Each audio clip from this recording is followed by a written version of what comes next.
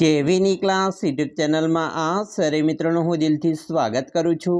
આજે વિદ્યાર્થી મિત્રો વાત કરવાના છીએ ધોરણ 4માં આપણી નવીન સ્વાધ્યાયન પોથી જે આપવામાં આવેલી છે તેમાં પર્યાવરણ વિષયનો પાઠ નંબર 5 અનિતા અને મધમાખીઓ, જેના પાઠનું સચોટ, સાચું અને સંપૂર્ણ સોલ્યુશન આજે આ વિડીયોમાં જોવાના છીએ। તો ચાલો વિદ્યાર્થી મિત્રો વિડીયોની શરૂઆત કરીએ। તેના પહેલાં તમે ખાસ ચેનલમાં નવા આવેલા હશો તો વિદ્યાર્થી મિત્રો ચેનલને અવશ્ય સબસ્ક્રાઈબ કરી વિડીયોને લાઈક અને શેર કરવાનું પણ ન ભૂલતા। પાઠ નંબર 5 અનિતા અને મધમાખીઓ, જેમાં પ્રશ્ન 1 છે, નીચેના પ્રશ્નોના જવાબ લખો। પહેલો પ્રશ્ન છે, તમે ક્યારેય મધ ખાધું છે? જો હા તો તેનું સ્વાદ કેવો હોય છે? તો આપણે લખી શકીએ કે હા, મેં મધ ખાધું છે। મધનો સ્વાદ ખૂબ જ ગળ્યો હોય છે। બીજું, તમારા ઘરે મધનો ખાવા સિવાય અન્ય શું ઉપયોગ થાય છે? જવાબ, મારા ઘરે મધનો ખાવા સિવાય દવામાં તેમજ કથામાં તેનો ઉપયોગ થાય છે। ત્રીજું, શું મધનો ઉપયોગ દવા તરીકે કરી શકાય? કેવી રીતે? તો હા, મધનો ઉપયોગ દવા તરીકે કરી શકાય। જો શરદી થઈ હોય ત્યારે દાઝેલા ભાગ પર મધ લગાડી શકાય છે। બીજું, મધ જેવી બીજી વન્ય પેદાશનું નામ જાણીને લખો। જવાબ, મધ જેવી બીજી વન્ય પેદાશમાં લીમડાનો ગળો અને ગુંદર પણ વન્ય પેદાશ છે। 5, તમારા વિસ્તારના લોકો આવી કોઈ વસ્તુઓ વેપારીને વેચતા હોય તો જાણીને વસ્તુના નામ લખો। તો જવાબ, મારા વિસ્તારમાં લોકો મધ, દાંતણ, ગુંદર, ગળો વગેરે વેચતા હોય છે। 6, તમને શાળાએ જવું ગમે છે? શા માટે?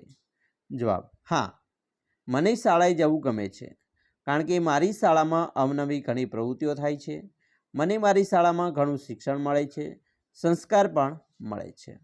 7, તમારા માતા પિતા તમને ક્યારેય શાળાએ જવાની ના પાડે છે? કેમ?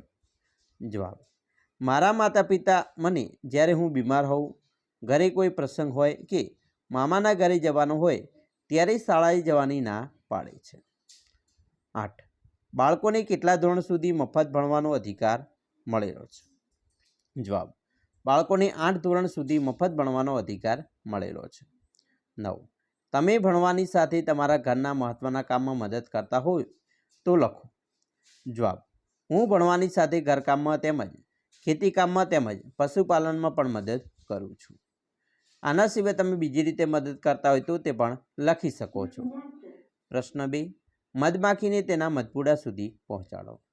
મિત્રો, અહીંયા તમે જોઈ શકો છો, આપણે આ જે મધમાખી છે એને પોતાનો જે મધપૂડો બનાવેલો છે ત્યાં સુધી આપણે મિત્રો પહોંચાડેલો છે।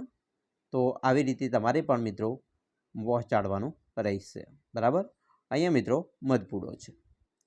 હવે આપણે આગળ જઈશું। પ્રશ્ન નંબર 3, નીચે આપેલા જીવજંતુઓના ચિત્રોમાં તમને મનગમતા રંગ પૂરો અને નામ લખો।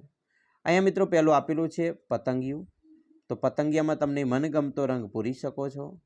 બીજું છે મધમાખી, તો મધમાખીની અંદર પણ મનગમતો રંગ પૂરવાનો છે। ત્રીજું છે માખી, તો માખીમાં પણ મિત્રો તમને ગમતો મસ્ત રંગ પૂરવાનો છે। અને છેલ્લે કીડી છે, તો કીડીમાં પણ તમે મનગમતો રંગ પૂરી શકો છો। પ્રશ્ન 4, નીચે આપેલા પ્રાણીઓ પૈકી જે પ્રાણીઓ સમૂહમાં રહેતા હોય તેના ઉપર મિત્રો જે ચોરસ આપેલું છે તેમાં ખરાની નિશાની કરવાની છે। જેમ કે હરણ, અહીંયા મિત્રો 3 ચિત્ર આપેલા છે, તો હરણ છે એ ટોળામાં રહે, બરાબર, સમૂહમાં રહે, બરાબર। જ્યારે અહીંયા જે મિત્રો ગરોળી છે એ નથી રહેતી, એટલે આપણે કંઈ કરવાનું નથી, બરાબર। તો અહીંયા બાજ પણ નથી રહેતો, તેવી રીતે આગળ જોઈશું। હાથી છે એ પણ મિત્રો સમૂહમાં રહે છે। એના પછી અહીંયા કીડી છે એ પણ સમૂહમાં રહે છે, અને વાંદરાઓ પણ સમૂહમાં રહેતા હોય છે। તેના ઉપર આપણે ખરાની નિશાની કરીશું। પ્રશ્ન 5, નીચે કેટલીક વસ્તુના ચિત્રો આપ્યા છે જેને સ્થાનિક લોકો એકઠી કરીને વેચતા હોય છે, તેના નામ લખો અને વસ્તુના વિશે માહિતી મેળવીને લખો। તો વિદ્યાર્થી મિત્રો, અહીંયા ચિત્ર પહેલું છે મધનું છે, બીજું ચિત્ર સીતાફળનું છે, ત્રીજું ચિત્ર આંબલીનું છે, ચોથું ચિત્ર કંટોળાનું છે, પાંચમું ચિત્ર કાળી દ્રાક્ષ છે, છઠ્ઠું સંતરાનું છે, સાતમું ગુંદર અને 8 ગુંદા છે। હવે આપણે જોવાના છીએ, બરાબર। અહીંયા મિત્રો લીંબુ છે, બરાબર, તમે જોઈ શકો છો અહીંયા લીંબુ છે, તો આપણે અહીંયા લખીશું લીંબુ, બરાબર. ચાલો હવે આગળ જોઈશું. પહેલું છે મધ, તો મધ ઔષધિ તરીકે ઉપયોગી છે. બીજું સીતાફળ, સીતાફળમાંથી વિટામિન મળે છે. ત્રીજું આંબલી, આંબલી ખાવાથી વિટામિન સી મળે છે. કંટોલા, કંટોલા પ્રોટીનની ભરપૂર હોય છે. કાળી દ્રાક્ષ, કાળી દ્રાક્ષ બ્લડ પ્રેશરની સમસ્યા દૂર કરે છે. લીંબુ, લીંબુ શરબત પીવાની મજા આવે છે. ગુંદર, દવા ગોળી અને ડ્રાયફ્રૂટનો ગુંદરનો ઉપયોગ થાય છે. અને ગુંદા, ગુંદા દાંતના રોગમાં ઉપયોગી થાય છે. હવે જોઈશું પ્રશ્ન 6, મધમાખીના મધપૂડાની ચિત્ર દોરી અને રંગ પૂરો. અહીંયા વિદ્યાર્થી મિત્રો તમે આવી રીતે મધમાખીનું ચિત્ર પણ દોરી શકો છો અને તેમાં તમારે રંગ પૂરવાનો છે.